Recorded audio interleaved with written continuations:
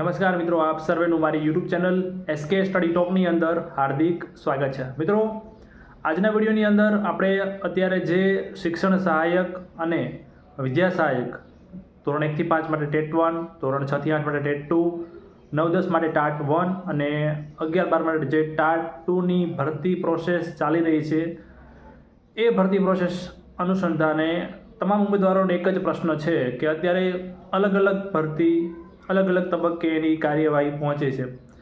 શું સરકાર આગામી સત્ર કે જે અગાઉ વાયદો આપ્યો છે, પ્રેસ મીડિયાના માધ્યમથી પણ એકવાર વાયદો આપેલો છે, શિક્ષણ મંત્રી સાહેબે પણ વિધાનસભાની અંદર જવાબ રજૂ કરેલો, એ મુજબ સરકાર ભરતી પ્રોસેસ પૂરી કરશે કે કેમ, એ બાબતે આજના વિડીયોની અંદર ચર્ચા કરીશું। વિડીયો અંત સુધી જોજો, વિડીયો ગમે તો લાઇક કરજો અને ખાસ ચેનલને સબસ્ક્રાઈબ કરી દેજો, કારણ કે આપણે ટેટાટને લગતી, ટેટાટ પરીક્ષાઓને લગતી, ટેટાટ ભરતીને લગતી તમામ અપડેટ આપણી ચેનલ પર મૂકતા હોઈએ છીએ। આ ઉપરાંત ખાસ એનાથી વિશેષ આપણે આગામી જે નવા ઉમેદવારો ટેટાટની તૈયારી કરવા માગે છે એના માર્ગદર્શનના વિડીયો આપણી ચેનલ ઉપર મૂકવાના છીએ, ટેલિગ્રામ ચેનલમાં પણ મૂકવાના છીએ, જે ભણાવીએ છીએ એનું મટીરિયલ ટેલિગ્રામ ચેનલમાં શેર કરવાના છીએ। તો ખાસ ટેલિગ્રામ ચેનલમાં પણ જોડાઈ દેજો, જે ટેલિગ્રામ ચેનલની લિંક તમને વિડીયોના ડિસ્ક્રિપ્શનની અંદર મળી જશે। તો વાત કરીએ વિદ્યા સહાયક અને શિક્ષણ સહાયક ભરતી ક્યારે પતશે। મિત્રો, તમને પણ ખ્યાલ છે, અગાઉ સૌપ્રથમ જ્યારે સરકાર દ્વારા પ્રેસ નોટ જાહેર કરી શિક્ષણ સહાયક માટેની, ગ્રાન્ટેડ માટેની પણ અને સરકારી માટેની પણ, એમાં તબક્કા વાઇઝ તમને પણ ખ્યાલ છે કે કીધેલું હતું કે 15 તારીખે આનું ડીવી જાહેર કરીશું, 20 તારીખે આનું ડીવી જાહેર કરીશું, 25 આનું ડીવી જાહેર કરીશું, આવી રીતે અલગ અલગ ડીવીની વાતો હતી। પણ એ વાતોમાં ક્યાંય પણ સરકાર ખરી ઉતરી નથી। સરકારે એવું પણ કીધું હતું કે અમે એપ્રિલના એન્ડમાં તમામ ભરતી પ્રક્રિયા પૂરી કરીશું, શિક્ષણ સહાયકમાં એવું કીધું હતું। તો આ વસ્તુ જોતાં જ એમને જે વાત કરી હતી, જે માધ્યમિકની વાત કરી હતી કે 25 આસપાસ અમે ડીવી જાહેર કરીશું, માર્ચના 25 તારીખ આસપાસ, એપ્રિલ ચાલુ થઈ ગયો, એપ્રિલનું પહેલું અઠવાડિયું ચાલુ છે, હજી સુધી કંઈ ઠેકાણા નથી માધ્યમિકના।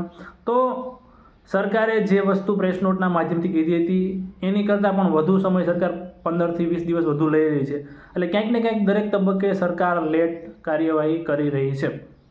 વિધાનસભાની અંદર પણ શિક્ષણ મંત્રી દ્વારા જ્યારે જવાબ આપવામાં આવ્યો હતો ત્યારે પણ એમના દ્વારા પણ એવું કહેવામાં આવ્યું હતું કે અમે મે મહિનામાં તમામ ભરતી પ્રક્રિયા પૂરી કરીશું, એવું કહેવામાં આવ્યું હતું। મિત્રો, અત્યારે દરેક તબક્કાની વાત કરીએ આપણે વિદ્યા સહાયકો, તો વિદ્યા સહાયકોની અંદર હાલ કોઈ પણ પ્રકારની પ્રક્રિયા અત્યારે દેખાઈ રહી નથી, કારણ કે ઘણા ઉમેદવારો કહે છે સાહેબ કેમ, એ વિદ્યા સહાયક છે એનું ભરતી જે બોર્ડ છે એ તો અલગ છે, શિક્ષણ સહાયકનું ભરતી બોર્ડ અલગ છે। પણ મિત્રો, એ રીતે જે એમાં વાર લાગી રહી છે એ સારી વસ્તુ છે, કારણ કે જો પેરેલલ કામગીરી કરવા જશે તો જે સરકારે એકસાથે આટલી મોટી શિક્ષકોની ભરતીની જાહેરાત કરી છે, એમાં કોમન ઉમેદવારો છે જે ક્રમિક ભરતીથી ઉપર લાગવાના છે, નીચેની સીટ ખાલી રહેવાની છે, તો એ નીચલા જે ઓછા મેરિટવાળા ઉમેદવારો છે એને લાભ થશે એ માટે છે। જો પેરેલલ રાખશે તો ક્યાંક ને ક્યાંક સીટો બગડવાની શક્યતા છે, જેથી જે બોર્ડર ઉપરનો ઉમેદવાર છે જેને ક્યાંક ને ક્યાંક બિચારાને થોડી ઘણી શક્યતા હોય લાગવાની, મોટાભાગના ઉમેદવારો કોમન થઈને ઉપર જાય, તો એ સીટો ન બગડે એ માટે વિદ્યા સહાયકની પ્રોસેસ પાછળથી જ સ્ટાર્ટ થાય એ ખાસ જરૂરી છે। શિક્ષણ સહાયકની અંદર પણ એવું છે, ધોરણ 11-12 સરકારીમાં જેને મળતું હશે એ ધોરણ 12-11માં ગ્રાન્ટેડમાં આવવાવાળા ઓછા હશે, 11-12 ગ્રાન્ટેડમાં જેને મળતું હશે એ 9-10 સરકારીમાં આવવાવાળા ઓછા હશે, 9-10 સરકારીમાં જેને મળતું હશે એ ગ્રાન્ટેડમાં આવવાવાળા ઓછા હશે। અને ખાસ હું પણ તમામ લોકોને વિનંતી કરીશ જેનું ઊંચું મેરિટ છે, ઉદાહરણ તરીકે કોઈ ઉમેદવાર છે જેને 11-12માં ગવર્મેન્ટની અંદર સારું મેરિટ છે, ફાઇનલ છે, તો ખાસ મિત્રો તમારું ફિક્સ જ છે કે તમારે સરકારી નોકરી 11-12માં લેવાની જ છે, તો ખોટું 11-12 ગ્રાન્ટેડ આ સિવાય તમે કોઈ બીજામાં પાસ હોય ટેટ 2માં તો ખાસ એ જગ્યા ના બગાડતા। ખાસ આપણા જે બીજા ઉમેદવારો છે, આપણા જ ભાઈઓ છે, આપણા જ બહેનો છે, એમને આપણે જે ફાઇનલ જ છે તો પછી ખોટી એ પ્રકારની કાર્યવાહી જે છે કરીએ નહીં અને સીટ બગડતી અટકાવીએ। ખાસ હું પણ એ જ પ્રમાણે તમામ લોકોનું જે ફાયદો થશે એ પ્રમાણે આપણે કરીશું। તો આ જ કહેવાનું હતું મિત્રો, તમામ લોકોને હું વિનંતી પણ સાથે સાથે આ વિડીયોમાં કરું છું, જેટલા પણ ટેટ ટાટ પાસ ઉમેદવારો છે, તમે 2 પરીક્ષામાં પાસ હોય, કદાચ 3 પરીક્ષામાં પાસ હોય, તમામ લોકોને વિનંતી છે કે આપણા જે નીચલા મેરિટવાળા ભાઈઓ બહેનો છે એનું પણ સાથે સાથે વિચારજો. સરકારે આવડી મોટી ભરતીની જાહેરાત કરી છે તો વધુમાં વધુ લોકો, વધુમાં વધુ ઉમેદવારો, વધુમાં વધુ ભાઈઓ, વધુમાં વધુ બહેનો આ ભરતીમાં લાગે. જગ્યાઓ બગડશે તો ખોટી જગ્યા જે તે સ્કૂલમાં, જે તે શાળામાં ખાલી રહેશે. એ ભરતી હવે સરકાર ક્યારે કરશે, કેટલા સમય આવશે એ આપણને નથી ખબર. તો ખાસ એક વિનંતી એ છે. અને બીજું કે આપણે ચર્ચા જે કરવાની હતી કે વિદ્યા સહાયક અને શિક્ષણ સહાયકોને ક્યારે હાજર કરશે. મિત્રો, સરકારે કીધેલું તો છે કે અમે આગામી સત્ર ચાલુ થશે એ પહેલાં હાજર કરી દઈશું, પણ સરકાર છે મિત્રો, સરકાર જે પ્રમાણે વાયદાઓ આપે છે એ આપણને જ્યારથી પરીક્ષા લેવાની ત્યારથી ઘણા ખરા વાયદાઓ મળ્યા છે. એક પણ વાયદો સરકારે જે ટાઈમલાઈન આપી હતી એ પ્રમાણે પરિપૂર્ણ નથી કરી શક્યા.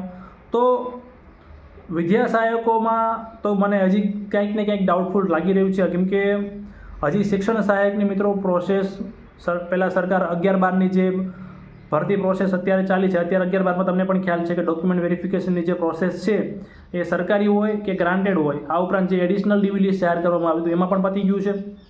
હવે એડિશનલ ડીવી લિસ્ટ પછીની તમામ જિલ્લાઓમાં જ્યાં જ્યાં ક્વેરી આવેલી એના ફોર્મ ગાંધીનગર મગાવવામાં આવ્યા છે. ક્વેરી સોલ્વ કરવાની કાર્યવાહી ચાલુ છે. એ લગભગ અંતના તબક્કામાં છે. ક્વેરી મીન્સ કે કોઈ ઉમેદવારે ફોર્મ ભરેલું છે, કંઈક નામમાં હોય, કંઈક મેરિટની અંદર, કંઈક જે તે ઘણી ખરી બાબતોમાં ક્વેરી આવી શકે છે. તો એ ક્વેરી સોલ્વ કરવાની કાર્યવાહી ચાલુ છે. એ ક્વેરી સોલ્વ કરવાની કાર્યવાહી પતી જશે પછી 11-12નું ફાઇનલ મેરિટ લિસ્ટ જાહેર કરવામાં આવશે. ફાઇનલ મેરિટ લિસ્ટ આવી જશે પછી ફાઇનલ મેરિટ લિસ્ટમાં આવેલ ઉમેદવારોને જિલ્લા પસંદગી માટે બોલાવવામાં આવશે. અગાઉ સરકારીની અંદર ઓનલાઈન જિલ્લા પસંદગી કરવામાં આવી હતી તો એ માટેનો સમયગાળો આપવામાં આવશે. આટલા સમયની અંદર તમારે ઓનલાઈન જિલ્લા પસંદગી કરવાની રહેશે. શાળા પસંદગી માટે બોલાવવામાં આવશે. તો આ રીતે સ્ટેપ બાય સ્ટેપ કરતાં હજી ઘણા ખરા દિવસો નીકળી જવાના છે. તો એ શિક્ષણ સહાયકનું પહેલાં તમને પણ ખ્યાલ છે મિત્રો, ક્રમિક ભરતી છે. શિક્ષણ સહાયકનું પહેલાં પદ છે, પહેલાં 11-12 સરકારીનું પદ છે, એવી જ રીતે પછી 11-12 ગ્રાન્ટેડનું પદ છે. પછી 9-10 તમને પણ ખ્યાલ છે કે 9-10ની અંદર હજી ડીવી લિસ્ટ પણ જાહેર નથી થયું.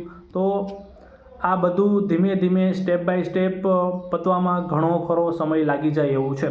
તો આ જોતાં શિક્ષણ સહાયક અત્યારે એપ્રિલ ચાલી રહ્યો છે તો એ મેના 15 તારીખ સુધીમાં તો અંત સુધીમાં શિક્ષણ સહાયકની પ્રોસેસ પતી શકે છે.